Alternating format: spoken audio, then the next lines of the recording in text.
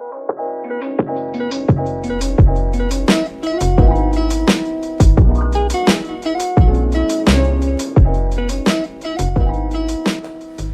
aí galera, meu nome é Caio e nós estamos aqui na primeiríssima edição do podcast Além do Ponto e Vírgula com o PET Computação. Pela primeira vez com um videocast aparecendo aqui pra vocês. E nós vamos entrevistar hoje a galera do Cangaço no Espaço. Nós estamos aqui com vocês, querendo que vocês se apresentem. E aí, como é seu nome? Conta aí, o que é que vocês E aí, Caio, fazem? tudo certo? E aí, pessoal do PET? Meu nome é Vitor, eu sou o fundador e o atual líder da equipe Cangaço no Espaço, uma equipe de foguete modelismo aqui da UFPB, e eu tô aqui com o nosso diretor de marketing, John. E aí, gente, como é que vocês estão? Eu também tô aqui desde os primórdios, né? Um mêsinho depois do início, então eu acho que, digamos, somos os mais antigos da Cangaço, né? Pelo menos isso. Bom, a gente queria saber como foi que surgiu esse projeto, quando foi que surgiu, de quem veio a ideia e tudo mais. Essa bronca eu deixo pra Vitor responder. Então, o projeto surgiu como uma ideia minha ainda no P1, porque quando a gente entrou na universidade, a gente, principalmente eu senti muita falta de algum projeto relacionado à área aeroespacial aqui aqui na Paraíba, aqui na UFPB. Porque eu tinha como objetivo cursar engenharia aeroespacial em alguma universidade, só que acaba que esse curso não existe aqui no estado. E apesar de eu ter passado para outro estado para cursar engenharia aeroespacial lá em Minas, em Santa Catarina também, eu não tinha condições de me manter fora. Então eu acabei decidindo fazer o curso de Ciência da Computação aqui, mas chegando na universidade, eu percebi que eu ainda queria trabalhar com foguetes, eu ainda queria trabalhar com a temática aeroespacial, e eu fiquei com esse desejo dentro de mim de fazer e trazer alguma coisa desse meu sonho, desse meu objetivo para cá, para a universidade. E foi daí que surgiu a ideia da Cangaço. Foi nesse momento que eu, em uma aula da professora Thaís, o pessoal aqui do CI vai conhecer muito bem a professora Thaís Gaudêncio, ela disse, quem tiver alguma ideia assim, que quiser conversar, depois da aula venham conversar comigo, que eu dou apoio, eu vou falar como é que o pessoal pode abrir o projeto. Ele incentivou as ideias dos alunos. E nessa conversa com ela, eu falei a minha ideia e tudo mais. Ela disse que ela, pessoalmente, não poderia ajudar no projeto, porque levar um projeto de construir foguetes para um professor de software não é algo muito usual e não é algo que o professor vai aceitar assim direto, né?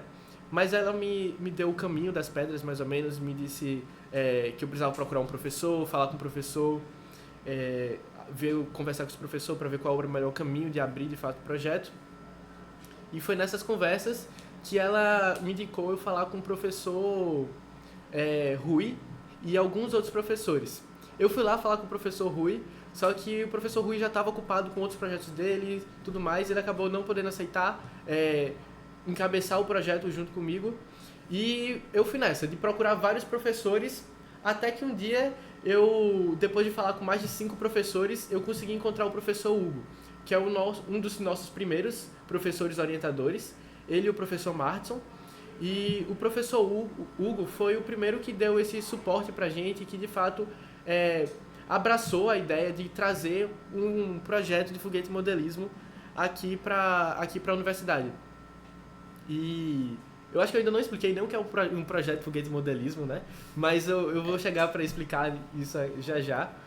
Mas é basicamente isso. Então, depois de todo esse tempo aí, foi mais de 2 meses, quase 3 meses, só procurando um professor para abraçar a ideia. E depois desse tempo, depois que a gente de fato começou o projeto, a gente foi atrás de aluno, a gente foi atrás de vários parceiros para de fato fazer o projeto acontecer. E isso aconteceu tudo no final de 2023. No P1, eu ainda estava no P1, e no final de 2023 a gente começou essa ideia, mas a gente só foi começar a existir como de fato um grupo organizado e formalizado na universidade no comecinho de 2024.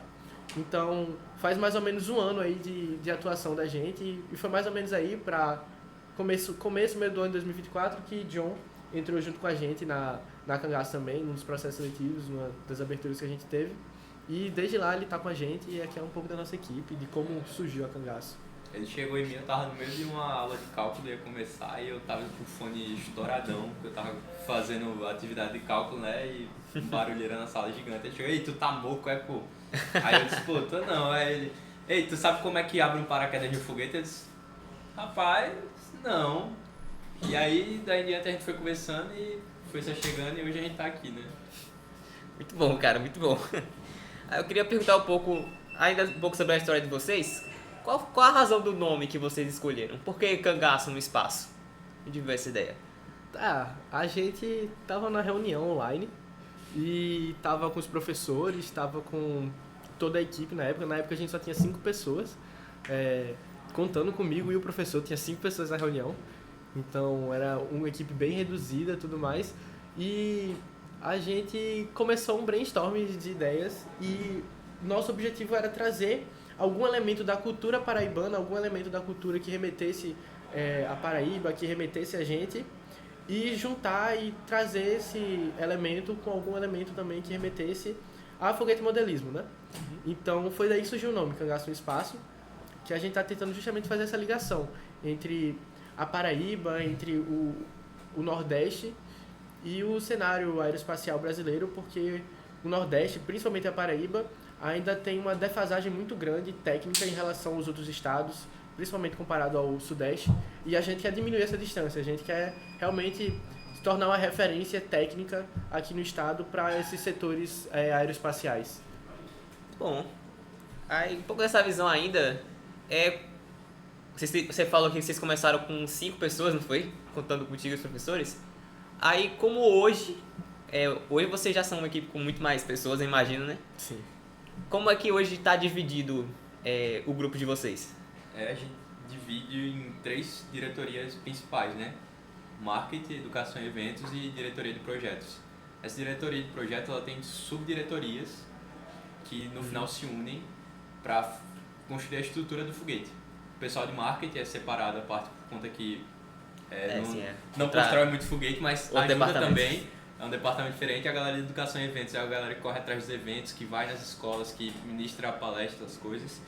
E a galera de projetos é a galera que bota a mão na massa, constrói o foguete mesmo. E aí a gente é dividido em algumas subdiretorias, como eletrônica, estruturas, recuperação e, se eu não me engano, propulsão. E nisso a gente reúne esse pessoal e cada um faz sua parte e no final a gente tem um foguete. Cada um dá um produto final da sua diretoria e a gente começa a ter o foguete. Por exemplo, a propulsão vai dar um motor que vai impulsionar o foguete e a estrutura vai dar toda a carcaça por fora. Mas aí a gente depende da eletrônica, que vai influenciar em todo o sistema dentro do foguete. E aí envolve recuperação, para a gente conseguir recuperar o foguete, porque uma construção de foguete ela é muito cara no final, né? De certa forma sai um custo bem elevado, então a gente não pode lançou o foguete e ficou na lua lá. Ele tem que voltar para a Terra, né? E Elon Musk provou, o foguete tem ré, viu? Sim. Falando já dos foguetes, queria que você explicasse agora um pouco como é que funciona, né? Como é esses modelos de foguetes que vocês fazem por aqui e tal. Primeiro, acho que a gente precisa começar explicando o que é foguete modelismo, né? Que acabou que eu não expliquei antes. E o que é que a Cangaço faz? Foguete modelismo é o termo que a gente usa para se referir a competições de foguetes experimentais e a competição de mini foguetes, que são normalmente construções, objetos construídos parecidos com esse daqui, só que em escalas um pouco maiores, impulsionados por um motor, normalmente de propulsão sólida ou propulsão líquida.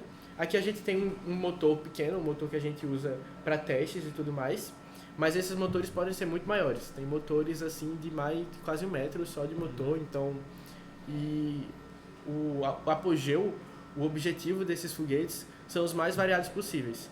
A gente tem foguetes que vai atingir desde 200 metros a foguetes que conseguem atingir 10 km de altitude. Então é uma área assim gigantesca que infelizmente é subexplorada, né? E a gente está começando, explorando essa área. Aí só para falar um pouquinho de como está organizada atualmente a Cangaço é atualmente um projeto de extensão aberto dentro da universidade. Então a gente tem um certo apoio da universidade para algumas questões técnicas também. E a gente atualmente é meio que instalado, a gente atua dentro do LMI, que é onde a gente tem nosso apoio de materiais, nosso apoio técnico também, dentro do LMI, que é o Laboratório de Instrumentação e Medidas, que fica aqui no prédio do CI. Então, é só um pouquinho aqui da Cangaço e tudo mais. Quer complementar alguma coisa, Gil? Acho que não, acho que o LMI, ele é bom porque, como vocês podem ver, tem bastante ferramenta pra gente trabalhar, o que a gente precisa. Tem uma dificuldade um pouco grande aqui realmente no CI para construções de projeto do tipo, porque é sempre mais voltado ao software. E aí quando você pega uma parte mais voltada ao hardware, a construção de alguma coisa é mais complicada. Mas apesar das adversidades, a gente consegue vir investindo ao longo do tempo e trazer bons resultados com os projetos. Como premiações que a gente ganha, competições que a gente vai, feiras que a gente apresenta o projeto, e o pessoal sempre costuma gostar muito. Então é um projeto muito da hora, e se você puder aí conhecer o nosso Instagram aí, vai estar passando o QR Code aqui do meu ladinho que foi combinado, tá bom? Dá uma moral lá. Aí só para explicar um pouquinho mais dos foguetes, que eu acho que eu não falei muito, a gente tem vários tipos de foguete. Aqui é um foguete que a gente diz que é um foguete educativo. É um foguete de papel, certo? É bem simples de construir ele. A gente, inclusive, semana retrasada, todos os integrantes, que a gente acabou de fazer um novo processo seletivo, então chegou bastante novatos na nossa equipe. E todos os novatos fizeram um foguetinho desse aqui, a gente lançou. E através desse foguetinho aqui, a gente consegue explicar alguns conceitos básicos de foguetes, como o que é uma ogiva, que é essa parte aqui que fica na ponta do foguete. O que são as aletas, que é essa parte aqui, que ajuda a regular o CP do foguete, que é o centro de pressão. E vários outros fatores. E esse foguete aqui, se vocês podem ver, ele não tem motor, tá? Ele é impulsionado através dessa base aqui, ó. Eu tenho uma base aqui embaixo, que eu separei para mostrar para vocês. Que é uma base que funciona por pressão. Então aqui a gente consegue colocar uma bomba daquelas de pneu de bicicleta, sabe? A gente pressuriza essa base, e quando a gente pressuriza a base, isso aqui é o gatilho, a gente coloca o foguete aqui. Interessante. E quando a gente abre o gatilho, a pressão que está dentro da base impulsiona o foguete e a gente consegue fazer um lançamento. Então esse foguete aqui atinge distâncias, numa base dessa que está a 45 graus, de mais ou menos 40 metros, 50 metros. Cara, muito legal. E são esses tipos de foguete que a nossa diretoria de educação e eventos leva para as escolas. Então a gente também, dentro do projeto, a gente não é voltado só para competições. A gente também tem uma vertente dentro do nosso projeto, que é justamente representada pela diretoria de educação e eventos, que leva educação e leva conhecimentos técnicos e científicos da área de foguete modelismo, da área aeroespacial, para as escolas através de foguetes mais simples como esses. Então a gente faz workshops em escolas, constrói bases como essa, constrói esses foguetes, e junto com os alunos a gente lança e explica lançamento oblíquo, e explica vários fatores, vários conhecimentos importantes de física e química através dos foguetes. É muito legal. Falando já um pouco, vocês já entraram um pouco no assunto, mas a gente queria saber mais. Conte um pouco mais de como essas competições de foguetes que vocês participam, como as escolas estão ligadas a isso também. Normalmente essas competições elas são como uma missão, sabe? Como aconteceu na Apollo 11. A Apollo 11 ela é uma missão que queria levar o homem à Lua, certo? E conseguiu. Mas essas nossas missões são um pouco diferentes. A gente não tem tantos recursos para mandar alguma coisa para o espaço em si.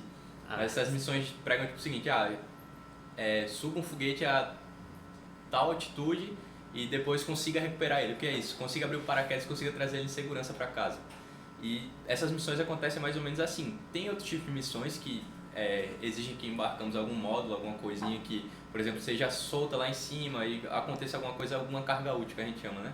Que pode ser uma câmera, pode ser, sei lá, uma formiga, pode ser qualquer coisa que eles preguem na competição que a gente tenha que realizar.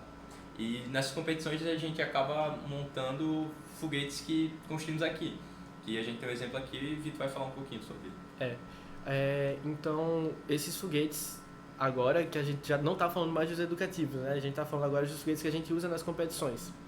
Eles são um pouco maiores, então a gente está falando de foguetes aí perto de 1 metro de comprimento. Eles normalmente atingem altitudes ali para cima de 200 metros, então a gente não está falando mais de 50 metros nem nada. E tem várias categorias. Então, os foguetes normalmente são divididos pela categoria dos seus motores. Então, tem motores que começam na classe A e vão até Z. Tem vários tipos de classe de motores. E cada classe representa uma potência de motor. Então, é um empuxo máximo. Então, a classe A tem um limiar de empuxo que aquele motor consegue atingir. E a gente constrói e embarca esses motores dentro das estruturas do foguete e a gente faz a construção do foguete mirando um determinado apogeu, como o John falou aqui. Então, por exemplo, a gente participa de competições que a gente precisa atingir o apogeu de 200 metros. Como foi o caso de uma competição que a gente já participou, que a gente precisou construir um foguete e atingir exatamente 200 metros de apogeu. Tem outras competições que a gente vai precisar 500 metros, 1 quilômetro. Atualmente a gente está desenvolvendo um foguete que vai ter exatamente 1 metro de comprimento. A gente já está já terminou a fase de prototipagem, a gente está de fato agora começando a construir a estrutura do foguete. E ele está planejado para atingir 500 metros com motor de classe H. E todo esse projeto está sendo desenvolvido por a gente está testando tudo, aprendendo a fazer tudo do zero, e junto com a ajuda dos professores, é claro. E é basicamente isso, desses foguetes maiores. Então, eles têm um módulo, eles são divididos em vários módulos também. Então, tem um módulo da aviônica, que é onde é embarcado a parte de eletrônica do foguete. Tem um módulo do paraquedas, que é onde a gente embarca o paraquedas e fixa o paraquedas para ele trazer de volta a estrutura do foguete. Tem o módulo do motor e tem a ogiva também, que é essa parte aqui de cima que serve para... tem uma função aerodinâmica no foguete.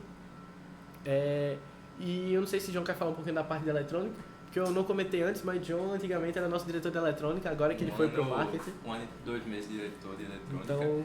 Bem, basicamente a parte de eletrônica ela é como se fosse... Imagina a gente pegar um astronauta e ele tem que comandar todos os sistemas lá.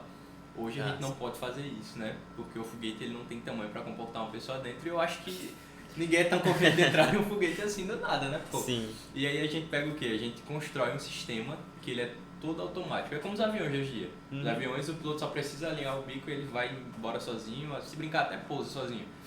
O foguete ele tem que ser a mesma coisa. A gente não consegue ter algo que pense lá dentro para poder acionar os sistemas no momento certo. E aí a gente acaba construindo sistemas de eletrônica que acabam acumulando sensores e a partir de determinadas condições ele aciona os sistemas necessários para a recuperação ou para a captação de dados e análise no futuro, né? Porque o mais importante talvez dessas missões sejam os dados que elas nos trazem, né? Sim. Sejam o intuito dela nos trazer dados e para podermos melhorar sempre, né? É bem isso que a eletrônica faz e ela meio que se integra com todos os outros sistemas, né? Principalmente com o sistema de ejeção, que é essa molinha que está aqui. Ela é uma molinha que ela é pressurizada e ela tem uma tampinha que acaba acumulando paraquedas. Em determinado momento, a gente estoura um fósforo elétrico, para quem não conhece, se chama squealing, que basicamente ele pega fogo muito rápido, e tem uma cordinha de nylon que segura essa molinha para ela não soltar, não se expandir, né? E aí quando a gente estoura esse fósforo elétrico, ela tora o nylonzinho e impulsiona o módulo de paraquedas para fora, podendo assim a gente recuperar o foguete. E isso é feito através de uma plaquinha que tem aqui, mas ela não está montada, não vou mostrar para vocês. Senão vocês vão dizer, meu Deus, como é que isso funciona? Não sabemos também. Mas a gente sabe sim, né? A gente sabe. Sabemos como funciona, mas enfim, né? Um pouquinho de gambiarra tem que ter, né? Esse daqui foi o nosso último foguete, tá? É isso daqui que acontece quando basicamente o sistema não funciona, ele acaba se arrebentando no chão inteiro e a gente perde o foguete inteiro. Por isso que é muito importante a eletrônica funcionar, né? Aí já imagina, você diz assim, nossa, a eletrônica não funciona. Realmente. Imagina embarcar uma pessoa viva dentro, não dá, né? É complicado, Por isso que a gente cara. tem que ter calma quando vai fazer esses sistemas para poder pensar em tudo certinho. E foi através dessa junção, né, que a gente fez todos os sistemas que a gente conseguiu ganhar o segundo Realmente, né? Missões. Fale um pouco das conquistas de vocês. Perfeito. Vocês têm aqui um prêmio, né? Querem mostrar? Aqui foi o prêmio de segundo lugar que a gente ganhou não sei se vai dar pra ver direito, mas aqui A tá gente escrito coloca direitinho. a imagem direitinho do lado. Pode ser. Bota ali do lado de João. No lugar do QR Code do Instagram.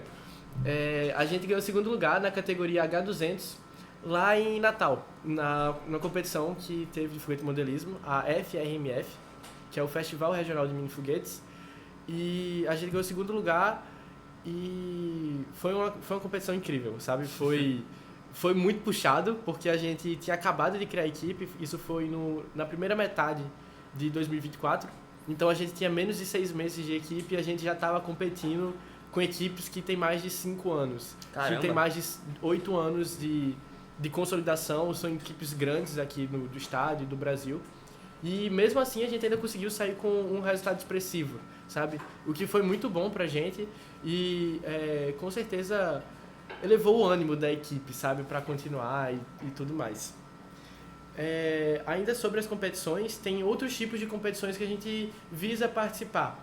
Entre elas, uma que a gente está numa preparação agora nos últimos meses, principalmente nas últimas semanas, assim, insana, a gente tá dormindo pouquíssimo tempo para resolver as coisas para ela, a LASK. Porque a LASK é a competição latino-americana de foguete modelismo e a segunda maior competição do mundo de foguete modelismo. Então, é uma competição que a gente tá mirando participar e a gente tá se desdobrando o máximo possível para arrecadar dinheiro, para construir, comprar as coisas que a gente precisa para de fato ir a LASK e representar o nosso estado. Porque no final o objetivo e o porquê da Cangaço foi criada, como eu falei lá no início, é isso, é representar o estado, é trazer essa visibilidade, esse conhecimento aeroespacial aqui para o estado e através dessas competições a gente enxerga esse caminho de trazer essa visibilidade para cá. Então a gente está mirando participar dessa competição e depois dela a gente quer participar da competição mais importante no mundo do cenário, que é a... Agora eu vou fugir o nome de cabeça, porque a gente tá tão concentrado na LASK... Spaceport, exatamente. Ah, sim. Spaceport. Porque a gente tá tão concentrado na LASK nesses últimos dias que acaba que a gente não... vai esquecendo dos outros objetivos, mas a gente tem um planejamento a longo prazo de participar tanto dessa mesma competição que a gente participou no passado, quanto dessa latino-americana, quanto da mundial. E a gente diz que isso vai ser o nosso primeiro grande ciclo assim, de uma atividade composta e planejada por bastante tempo, porque está sendo um ciclo de planejamento para participar dessas competições. E todas as equipes, todas as nossas diretorias estão extremamente empenhadas em fazer o projeto acontecer. E a gente tá desenhando aí os caminhos, tá correndo atrás do pessoal. Se tudo der certo, esse ano a gente tá lá ganhando alguma coisa e trazendo outro troféuzinho desse aqui pro estado. E o legal dessas competições é a galera que tá lá, porque é uma galera com uma vibe muito massa, tá ligado? Uma galera que passa uma energia surreal, que dá pra você ver, a galera se dedica mesmo, fica dias sem dormir só pra fazer aquilo acontecer. E quando sobe, tipo, às vezes dura 5 segundos o voo do foguete, mas, porra, é muito massa, muito da hora. Muito legal, cara. Aquela galera que tá na mesma vibe de vocês, né? Só que a nível nacional e acaba sendo bem interessante, né? Não só nacional, como mundial, porque essa LASK são equipes do mundo todo. Ela é latino-americana, mas ela deixou de ser latino-americana há algum tempo já. Inclusive, atualmente ela é dominada por equipes da Índia e da China. Nossa, que, tipo assim, os caras é bom, pô. Os caras são inteligentes. E tem muito dinheiro, pô. Não sei de onde esses bichos arrumam tanto dinheiro, não. Pô. O projeto do pessoal é surreal, sabe? A gente tá competindo aqui, eles estão há 50 anos na frente da gente. E tá falando sério, 50 anos de equipe existente lá já. E, nossa, pô, literalmente. Mas o legal é que o pessoal não é desumilde, o pessoal realmente ajuda. O pessoal vai lá, conversa contigo e diz, isso daqui tá errado, ajeita. E aí tem...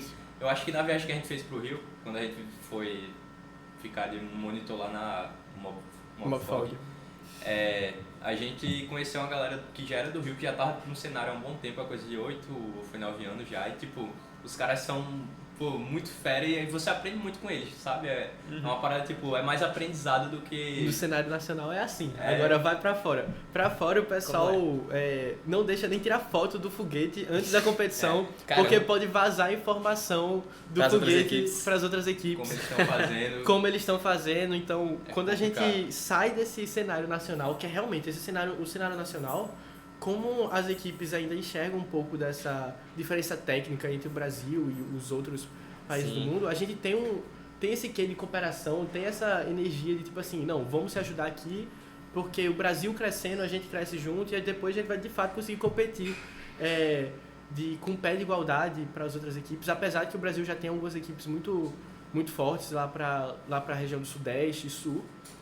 Só que quando a gente vai pra fora, é um pessoal assim que dá a vida no negócio, é um pessoal que se errar uma besteirinha assim, vai ficar se culpando. É gente, tipo assim, você conhece gente que assim, diz assim, pô, esse mês tem Spaceport, os caras pegam o período inteiro, uma cadeira só pra se dedicar à equipe, só por causa desse esporte, porque é uma coisa gigante. Tipo, se você ganha aquilo, seu nome fica na história, basicamente, daquele lugar, tá ligado? Todo mundo vai dizer, caramba, vocês ganharam esse esporte, pô. É massa, é muito massa. Realmente.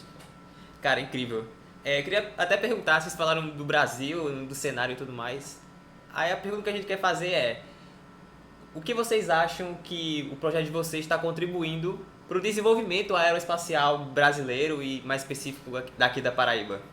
Como é que vocês veem? Como era antes e depois do Cangaço? Como é que vocês imaginam? O Cangaço tem pouco tempo ainda de atuação, né? Então a gente ainda está meio que construindo as bases para realmente fazer algo grande aqui no estado e realmente fazer uma diferença grande.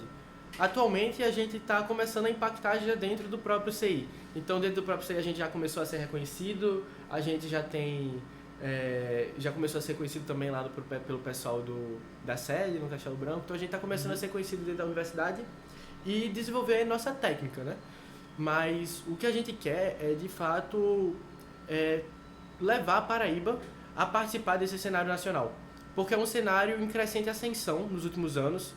Então, a SpaceX está fazendo muita evolução, várias empresas americanas estão fazendo várias melhorias em suas tecnologias, e o Brasil não está de fora desse cenário, por mais que não seja muito divulgado. O Brasil tem sim algumas pesquisas e alguns projetos voltados para a área espacial, e acaba que o assunto é subdivulgado, não tem pessoas conhecidas, não tem muitas pessoas falando sobre isso, e por mais que tenha projetos, ainda falta aquele investimento massivo de fato do governo para alavancar a área. Mas o que a gente entende que a Cangaço vai ajudar é trazer essa visibilidade para o estado, principalmente para o estado da Paraíba, porque quando a gente olha para o cenário do Nordeste, a gente vê que aqui do lado, em Natal, a gente tem a Barreira do Inferno, certo? Que é um importante centro de lançamento de foguetes, e a gente tem uma equipe de foguete modelismo lá em Natal, tudo mais, mas a gente não vê grandes projetos do setor aeroespacial sendo construídos aqui no Nordeste. Quando a gente pensa em empresas do setor, a gente está falando sempre de São Paulo, do Sul, lá para Ribeirão Preto, lá para Minas, tudo mais. Mas a gente não fala do Nordeste. Sendo que o Nordeste, além da Barreira do Inferno, tem o centro de lançamento de Alcântara, que é um dos centros mais importantes, do lançamento mais importantes do Brasil, se não o mais importante. Tudo bem que teve um acidente lá, mas que foi uma fatalidade e tudo mais, mas ainda representa muito para o cenário aeroespacial brasileiro, e o Nordeste ainda tem essa infraestrutura e essa capacidade de ser um importante representante. E o que a gente quer com a Cangaço vamos trazer primeiro a UFPB para esse cenário e depois vamos começar a levar o Nordeste como um todo para esse cenário nacional e ser de fato um agente do setor aeroespacial no Nordeste e quem sabe trazer investimentos para cá, trazer tecnologias e principalmente começar a desenvolver tecnologias voltadas para esse setor, que é um setor muito importante no cenário mundial e que por mais que algumas pessoas não vejam com bons olhos, tá gastando dinheiro fazendo foguete enquanto tem gente precisando passando fome e tudo mais, mas quando você está investindo em projetos como esse, quando você está investindo em exploração espacial, você não está investindo só nisso. Você está investindo nas tecnologias que vão surgir daquilo, você está investindo no conhecimento que vai ser gerado e vai ser passado pelas gerações, e isso é muito importante, tanto nacionalmente como culturalmente também, e a gente quer trazer um pouco disso pela Cangaço, por mais que seja um projeto, uma iniciativa que começa pequena, a gente tem essa ideia de expandir, tem a ideia de realmente virar um representante do Estado quando a gente pensa no setor aeroespacial. Então é isso que a gente entende com o projeto, que vai demorar, mas algum dia a gente vai chegar lá. Uma coisa que eu até falo de vez em quando aqui no laboratório, pode não ser na nossa geração aqui, da galera que está de frente, mas incentivar a galera a continuar, o pessoal que vai vir continuar esse projeto já é bom, já é uma coisa boa, que eles sigam em frente. Então, as pessoas que verem esse vídeo no futuro, espero que vocês tenham continuado bem, tá? E vamos ganhar essas competições, vamos voltar aqui depois para mostrar os troféuzão da LASK, que é um quadro bonitão, daqueles lá que parece marca digital, sabe, que você compra, caramba, bonitão mesmo. Isso aí, cara, incrível. Vocês falaram agora sobre perpetuar o projeto, né? Aí eu queria justamente saber, o povo também acho que vai ficar interessado, como é que eles podem participar do Cangaço no Espaço? Tá aberto aí o processo seletivo? Como é Então, que está? Nós abrimos processo seletivo todo começo de período, tá? Dependendo das circunstâncias, a gente abre mais vagas ou menos vagas, mas sempre em todo início de período a gente acaba divulgando o processo seletivo.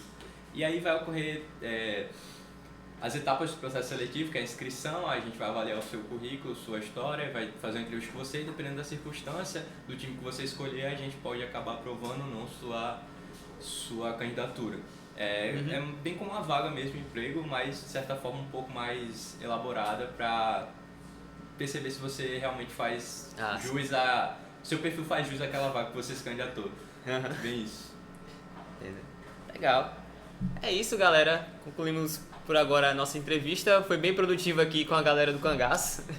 A gente do PET agradece muito por vocês terem aberto esse espaço. Foi bem legal aí a conversa. Aposto que quem vê esse vídeo aí vai ficar bastante interessado no tema.